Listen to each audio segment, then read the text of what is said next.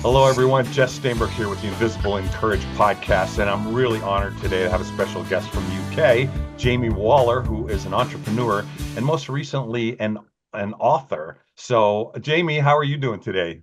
I'm doing great, Jess. Thanks for having me on the platform. Thanks for giving me the opportunity to talk about the book and dyslexia. It's very close to my heart. For sure. Well, obviously, Invisible Disabilities Association, we're all about, advocating for people that live with various disabilities and a wide range of things. So I kind of want to hear from you, like, how did this journey go? How did it start out? I mean, a lot of us, I have severe dyslexia too. So, and again, I met Jamie through his book came out on just a short while ago, The Dyslexic Edge, and it's really powerful. A lot of cool stories, and so I want to hear kind of from the start how life went, how you struggled through school and things like that, and just give me the journey and how we are where we are today. Okay. Well, I hope to do that in a few minutes, not to bore people too much. But look, No, not at all. This is always interesting. I was born in East London in the UK, and for those that know the UK, London is was a very poor part of town. So I grew up dyslexic with ADHD, poor, and colorblind. So I had to really work quite hard as a youngster to get through the school system. I started school like most people do in the UK, age 3.5 in nursery, and I absolutely loved it. I went to school every day. I had a great group of friends, but there was a noticeable change in academia, and that's when you went from sort of being awarded certificates and merits for good behavior, for sort of table manners, for turning up on time, to your attainment in education, and that was really hard for me. Plays well with others. Exactly. Yeah. You get a star of the week, and That's then all of a right. sudden you get nothing. But at age 10, 11 in the UK, you have to sit some entrance papers to go into your next school, your upper school. And that's when I was really isolated because my friends, the people I'd got such great relationships with, went off to one school, and I got sent to the school where there was lots of disruptive children and children that simply weren't learning at the same rate. And I found that really hard to deal with because I went into school bright-eyed, bushy-tailed, really willing to learn. And I got taken advantage of within the first 20 minutes. I was bullied on day one. And I went from being the bullied to becoming the bully. And then I was in and out of the education system. But by the time I was 16, so from age 11 to 16, I spent about 14 months in total just simply not going to school. So that on top of my dyslexia, I'd fallen so far behind. But teachers were just constantly telling me, "You're stupid, you don't try. Yeah, if you don't try harder, you'll become a binman for, become a garbage collector for the rest of your life." They were just constantly putting me down. And then it got to the degree where they would say to me, "If you're not going to bother trying, don't come to my class." So I wouldn't go to their class. What an option to give to a child who's really struggling. And then that just obviously caught up with me. By the time I was 16, I was simply not able to sit an exam. I just didn't have the ability to. But I was bright. Jess, I always knew that I had a lot of energy about me. I had a lot of leadership skills. I would be picked to be leader of groups. I would lead my friends, if that be on, naughty activity or good activity. I ran a little bike repair shop in my local street. So I wasn't really worried. I knew I just had to get out of the education system and do it on my own. It's But because ironic, Jamie. It's ironic how many people associate the outward expressions of a dyslexic person as stupidity. yeah, And that's the scare. I mean, yeah, it's funny that you talked about, hey, so I just stopped going to school. I basically skipped all of 10th grade yeah, for pretty much the same reason. yeah. Because I got tired of going and just struggling through and stuff like that. So I hear your story, and Oh it's yeah, I mean, funny. look, if you went to your local 7-Eleven every Friday and every time you walked in, the guy said to you, "Hey, you're ugly" or "You're stupid," you'd probably stop going to that 7-Eleven, right? I mean, Right. you're not a glutton for punishment. You don't want to do that. And that's what was happening at school, but not just for me, for millions of others. 15% of the general population are dyslexic. That is billions of people across the world are having to deal with this today. And having just spent 2 years researching and writing my book, I can tell you that yes, things have got better, but they haven't changed. They still exist in many schools, both fee paying school, non fee paying school, bad schools, good schools. Dyslexia is not dealt with well. It's ironic because I never planned. I'm a media person by trade. I produce and direct TV shows and major motion pictures and do movies. And I mean, that's where I live, right? I have 8 Emmy Awards. I mean, that's where people know me. And it's a great industry because that whole dyslexic thing doesn't come up from a crate. I mean, it actually, I think it's kind of like your book says, it's my superpower. It's where my Yeah. creativity thrives, right? But when you step back into this other thing called education or academia, I never had any plan of being a university professor, and yet here I am. And really, what I've found in the classes that I offer is that the old traditional way, while it still happens, lectures, memorize, regurgitate, forget it, and move on, right?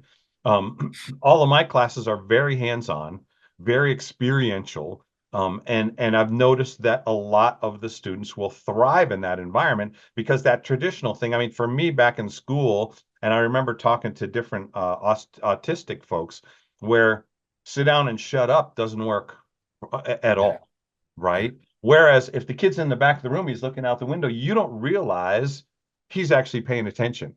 You know what I Yeah. Yeah. mean? Yeah. Yeah, Because and taking it all in, right? yes, yes, and that's the important thing for people to recognize that for a dyslexic mind, and certainly for those with ADHD, they have to be doing more than one thing at once to enable them Mhm. to be taking it in. So Yeah, if I'm playing with my mobile phone in a meeting, it's my way of engaging in the meeting. If I don't do that, I won't take the information in because my mind will go off elsewhere. So I have to be doing more than one thing at once. It's the way I operate. But the problem just is if people aren't confident enough to come out and say I'm dyslexic, then people don't recognize their behavior isn't them being rude. It's simply their coping mechanism. I interviewed a chap called Sir Charles Dunstan for the book, the owner of Carphone Warehouse. He sold his company for a couple of £1 billion, and he said that he plays computer games on his mobile phone still. Now he's a chair of a £4 billion organization, and he plays video games during board meetings because it's simply the way he engages, and it's different from all. You talk about your teaching ways. I interviewed Paul Orfala, the founder of Kinko Print. You'll be aware of Kinko Print. Paul equally set up that business with a $5,000 loan. It floated for about 4.2 billion. And he had like 4,000 staff across the world. And he's now a university lecturer at the University of Southern California. And I went to Paul's house. We spent all day in his garden doing this book. And it was just lovely to see the way he has gone, well, I'm going to take my way of learning into this university, into this very traditional form of education and make it different. But let's face it, the education system have known this for many years. If you go to any business school, you walk into Harvard, into Stanford, into Yale, when they teach business, they tend to try and teach it in 20-minute bite-sized classes, 40 minutes maximum, give people lots of breaks. When they teach science or something like that, they go back to the traditional double, 2 hours of science. It's not a great way to learn, not just for dyslexics, for non-dyslexics too. yeah, no, I hear you. It's interesting. The style that I kind of call my teaching is apprentice style, right? Yeah. And I actually met the author of Apprentice Nation, Ryan Craig, with that same kind of thing of, hey, we're doing it wrong. You know what I mean? And just kind of taking a bigger approach from an overall standpoint of when you allow people to try and experience it as opposed to just, what do they say? Rather than sage on a stage, be the guide on the side, right? Yeah. It's so you're helping people walk through it, and I've really found that a very powerful way for all of my students. And the good part is I see my students succeeding in what they had dreams in digital media to become, and really thought there's no way I'm ever going to do it. I mean, even Yeah. parents don't really like to support it. They're like, well, get that accounting degree as a backup or get a business, you know what I mean? And I'm like, I don't know, dude. I've made it my whole career in arts, and I think it works. And the question is, can you focus or not? Absolutely. And I mean, your career, you would have been around quite a large percentage of those with dyslexia because they tend to gravitate towards a certain few sectors. Creativity, definitely one of them. I'm an entrepreneur, having built and sold many businesses through my career. 45% of all, 35% of all entrepreneurs are dyslexic across the US and the UK. 40% of self-made millionaires are dyslexic. So we've got to stop branding this as being low IQ and a big issue, right? This is not a big issue. We've all got to remember that the process of learning in the main was created by the church. The church were fearful of losing the teaching of the Bible. And as such, they invented this thing called reading and writing. And it simply was not the right process to take information in for 15% of the population. But at the time, they were so fearful of losing the knowledge drain that they didn't care as long as it dealt with the majority. The education system since has refused to pivot on this and change. So what they do is they've given it a badge because it's convenient called dyslexia. That way they can allocate some funding to it and they can pretend that they've done something about it. Dyslexia is not a disability. Dyslexia is a man-made error in the learning system. The learning system of today is no different to what it was a few hundred years ago. And it was simply created not with everybody in mind. So we need those with dyslexia to feel confident enough as early as possible to come out and say, you know what? I've got dyslexia. My way of learning is different. This is where my strengths are. I am great at getting up on a stage. I am great at presenting on my feet. I am great at thinking on my feet, seeing the bigger picture, exploiting, taking advantage of things, failing, getting up, trying again. All of those beautiful traits that go with dyslexia. I like in the foreword that Dr. Taylor, who helped you write the book, I think, says that the research says that rather than learning a learning disorder, it's a learning specialization. And I so agree with that. And again, that feels much more complementary, if you will, to a skill set that people don't realize. Like you said, gosh, at least over 1/3 of the entrepreneurs are this style of thinking, right? And it's why it makes them so successful, because they don't look at things in a straight line. It's interesting if you do personality testing. I mean, in the emergenetics thing, for instance, I'm 50% conceptual visionary, right? Always bring the best ideas to the table. Well, I'm also 40% analytical, which means that I won't act on those ideas until I have all the data to prove that they're going to be successful. And those personalities, right, along with the workaround, if you will, that we consistently do as dyslexics, give us this advantage of being able to see things from so many different angles that the other people are just stuck in there's only a plan A and maybe a plan B. I mean, my dad was big on, dude, you go all the way to plan Z. Like it is whatever it takes to get the thing done, and we're going to get there, right? Yeah, absolutely. And what we should recognize, and I think the world is starting to wake up to, is dyslexic thinking is a real skill. Actually, just 10 days ago, the first ever university was launched called Dyslexic U, which is a university to teach dyslexic thinking. I was a bit ahead of that with my book, The Dyslexic Edge, because at the end of every chapter, we digest the successful entrepreneur's story. So it features 14 separate people and their life story. And we give takeaways on how you might be how to implement dyslexic thinking traits of the same. So the book is not simply for those with dyslexia. It's for those without dyslexia that believe that they might want to add dyslexic thinking into their own business or their own personal development for their own success. Yeah, it's learning another process that helps people be successful in whatever industry they're involved with, right? Absolutely. But what we should not hide away from, there's half of the world use the narrative that dyslexia is a deficit and it's a disability. The other half seem to very quickly get to it's a superpower. And I sit right bang in the middle, which is it has lots of powers and it has lots of beautiful things that make it brilliant, but it's still an Achilles heel. It's those with dyslexia, including me, have something every day that will impact me. Sometimes I simply get on the wrong train because I read the sign wrong in my, being too quick in that process. And sometimes they're more damning, where I let things build up because the too difficult to do sits in a pile that, guess what, never gets done. and I like that's challenging, right? And I have to manage that every day. That's something that I have to live with. So, I think it's really useful that the world is starting to talk about dyslexia and its strengths. But I don't believe we should simply go from deficit to superpower. I think we need to recognize that until things change in society, it's still really difficult being dyslexic. Well, Really, and from our standpoint, it's we consider it one of the many invisible disabilities, right? You look of at course. me, I look fine, you look good, everything's fine. Well, let's be careful with that because again, we get into a situation. I mean, I especially like the example in the book of in your story where you called out to your wife and to say, "How do you spell the word swimmingly or something?" Right? And and Really. and your kid popped back with the answer, right? my my 7-year-old. So so I'm sad in the kitchen. My wife actually is dyslexic too. And somebody asked me earlier on about dyslexia and is it linear? And I said, well, it's definitely on a spectrum of differences. So my wife is dyslexic, I'm dyslexic. She has to help me with spelling and I have to help her with math. That's how we get by.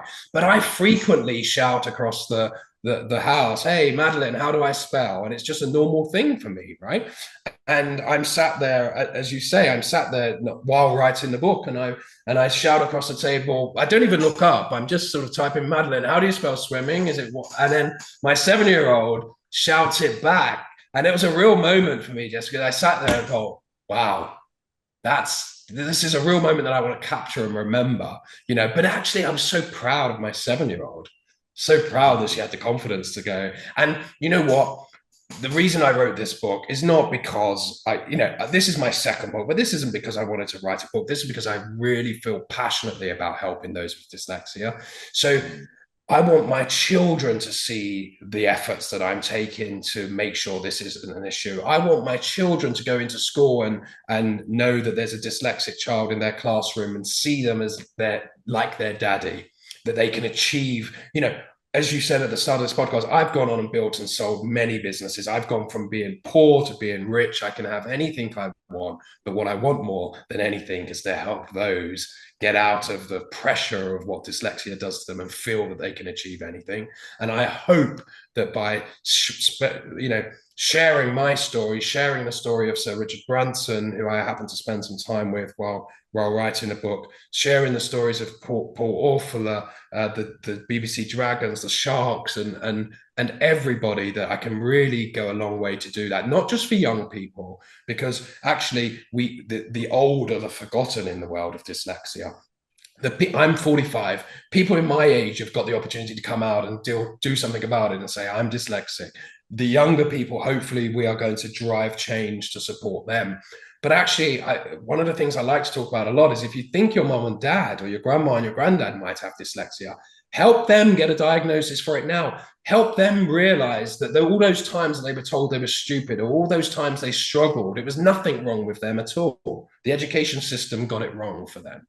And I think that's really powerful. Nobody should go to their grave feeling that they were less able than their peer, when it simply was an error from governments. Yeah, no, I hear you on that. And it's funny, I mean, you said it well. I look at it as that thing of when you choose to move from success to significance, right?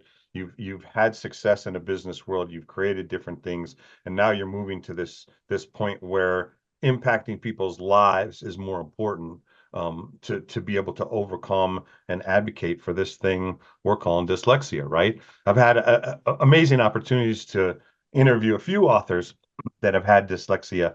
Tommy Spalding and his book is not just who you know, and just his stories about being in the business world and doing these big talks, and yet same thing, not being able to read, how to get directions or anything like that.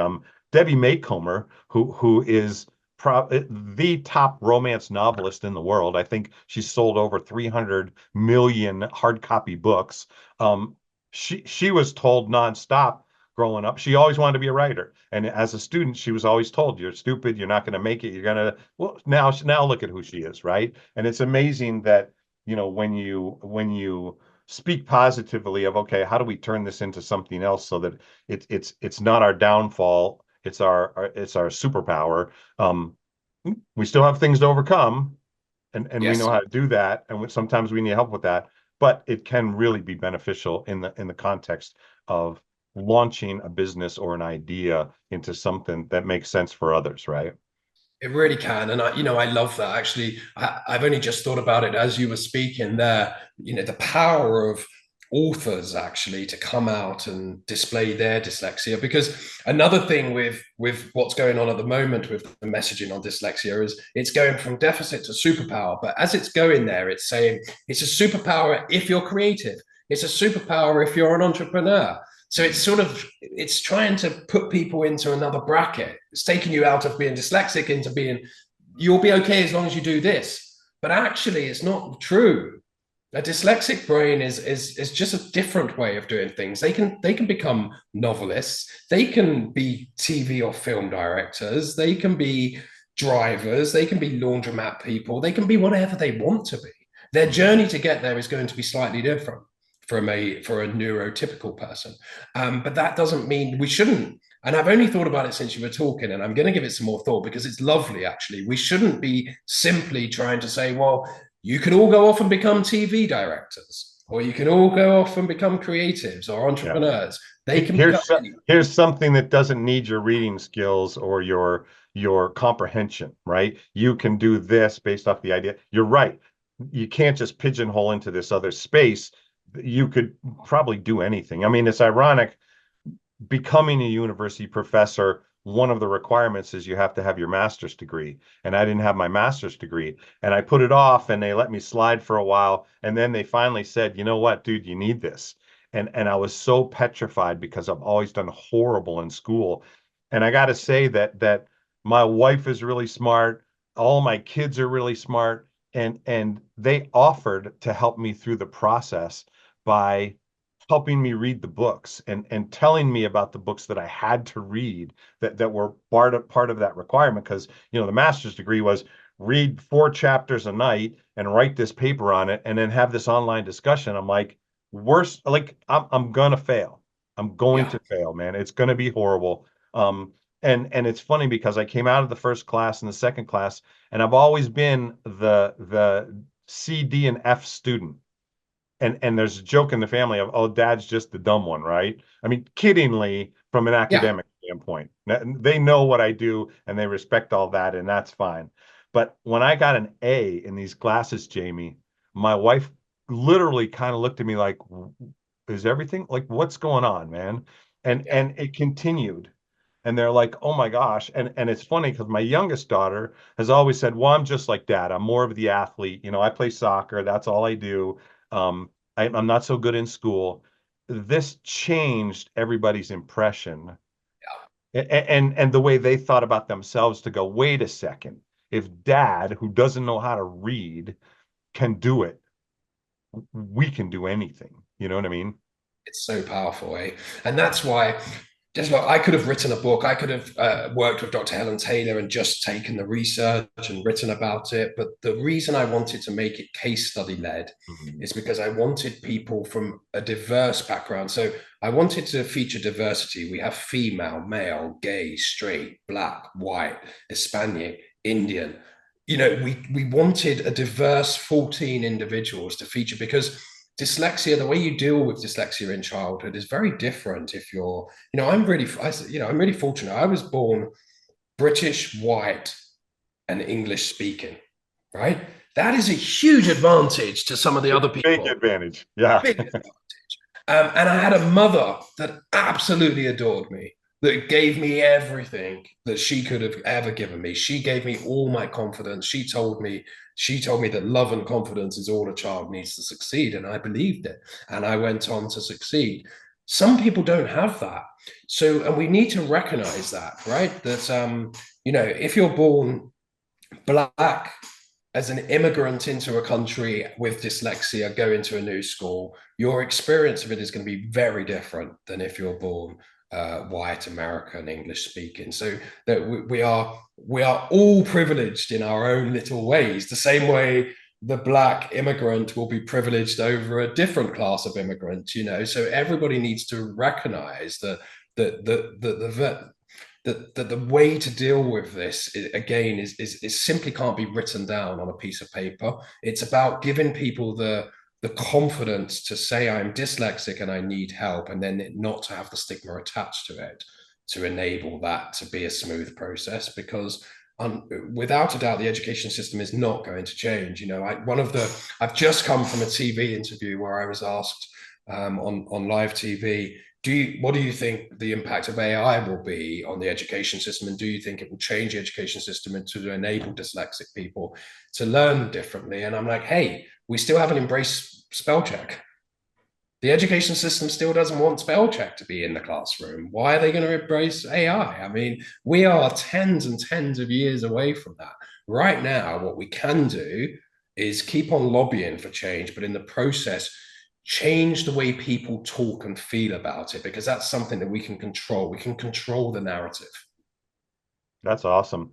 It's ironic. I had written an article because I do a little newsletter thing on LinkedIn, and I was doing my dyslexic one when your book popped up on my list, right? And it was funny because I was doing a very similar example of in chapter one, the Cliff Weitzman, right? He talks about what's 430 or 4,342 divided by 16. So, and seen that example as the now try to read a book or a sentence, right? And it was a really good analogy that I think spoke to a lot of people. I got a lot of good feedback on Yeah. that article of people like, oh, now I get it. And I will say that there's so many things that as people live with invisible disabilities where people can't see them, right? I guess my final question to you is advice, final thoughts and insight as somebody like yourself dealing with a particular invisible disability and pressing into the things that our culture have for us today. So the most powerful thing that I've witnessed in my life of 45 years and my 2 years of research in this subject and speaking to people around the world has been the ability to what I like to call that coming out moment. I hid my dyslexia successfully for 36 years. It was only when I woke up in the morning after selling my first business with a bank balance bigger than a telephone book that I felt that I had the confidence to be able to go out and tell people the truth. Now, that's simply wrong. It's wrong to have kept me pigeonholed for 36 years because I couldn't be my best self. And who knows what I could have been, by now. And I've achieved a lot already. So I simply say, give people the confidence to come out, whatever their invisible disability is, to tell people what it is. Because the moment you do, you can then seek the assistance. I mean, I don't get help. I don't get, I don't have special technology to help me write an email. But I have my wife, or now my 7-year-old daughter, that can help me spell. So, but if I don't, Or Grammarly, right? AI. or Grammarly or Speechify, you talk about Yeah. Cliff, but if I didn't tell people that I was dyslexic, then it would be really strange that I asked my 7-year-old daughter how to spell swimming. Hmm. But because she knows I'm dyslexic, it's perfectly normal. She gets so much from helping me, right? And I get so much from it too. My wife helps me, I help her. And as a unit, as a family, my wife and I have two girls, 7 and 8. I would say we're quite powerful. And we've got probably 3 dyslexic amongst the 4 of us. And I would, we are a force for good, and we're going out and we're trying to change the world every day through whether it be our business activity or our philanthropy help, and just simple stuff like this, sharing our message and trying to get other people to feel better about themselves, to come out and say, you know what, I feel a bit emotional talking about this, but I was just literally at lunch a couple of weeks ago with somebody I've really grown to really like. I've only known him a year, and he's a TV star here in the UK. And his TV persona is he's very tough. He's got arms the size of my legs, Um, and we were having lunch and we sat down and he says, is this an Asian place? I said, yeah. And he was like, okay. And I was like, you okay? And he was like, well, and he had never told me. And he said, I've got a severe nut allergy, but it's okay. I carry a pen. And he started rummaging around in his bag for a pen. And I was just For the EpiPen. the EpiPen. And I was like, Yeah. Zach, we just changed restaurants, buddy. Right? Like, you're not going to sit with your, I'm not going to have you sit There's with fish me. and chips right next Yeah, door. yeah. Dude, let's I'm, not I'm die like, over this. I'm sat next to him like this. And I'm like, okay, take a bite. We'll see if you're okay. I'm like, this is an unreasonable risk to take to catch up over lunch. But the nature that he told me that he doesn't like to tell people because it feels like a weakness for this strong. He's on a TV program out here where they're beating each other up and stuff. He's like, I don't want to tell people I got a nut allergy. It's crazy, right? So he was willing to sit there with a pen next to him while eating, an EpiPen, waiting for me to jump over and bring him back to life. It's the same. That shouldn't be the world any of us live in. If you've got dyslexia, you should be able to say you've got dyslexia. If you're like me and you've got ADHD, come out and tell people. If you've got a nut allergy or whatever, the moment we come out and share our stories, we can be our true selves. And there is nothing more powerful in life than being your true self. That's awesome. Before we kind of wrap things up, and I appreciate your time here today, I see a stack of envelopes next to you. I know what that's for because I've been following you on LinkedIn, but give me a little bit about what you're doing this week specifically. Well, this week is Dyslexia Awareness Week, unfortunately, the resources I have available to me, if I could, I would get the publisher to send a free book to every school in the world, but I simply don't have the resources to do that. But what I have done is I've run a campaign on LinkedIn that says any of my connections or anybody that happens to see a post, if they direct message me, I will get them a copy of the book for free.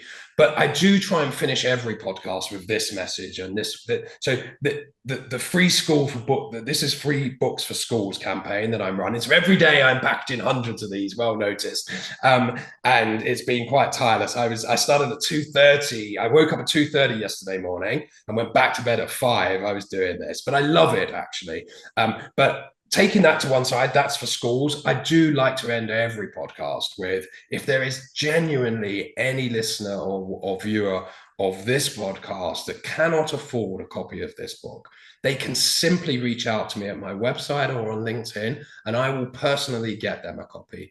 This is not about selling books. This is about helping people. Website is my name, so it's jamiewaller.co.uk, and you can reach me on LinkedIn, and you can get the book, The Dyslexic Edge, on Amazon, all major bookstores, and in all formats globally. Well, that's awesome. Well, thanks so much for joining us today. Really appreciate the conversation. And obviously, folks, for watching, you heard Jamie talk about, you can go to his website and ask for a book, but we'd like to support him. So whether that's buying it through his website or on Amazon, that would be great. And of course, as we live with invisible disabilities, this is part of it, the people who are dyslexic and things like that. So again, really appreciate the conversation, Jamie. Thank you. All right, and we'll see you guys on the next episode.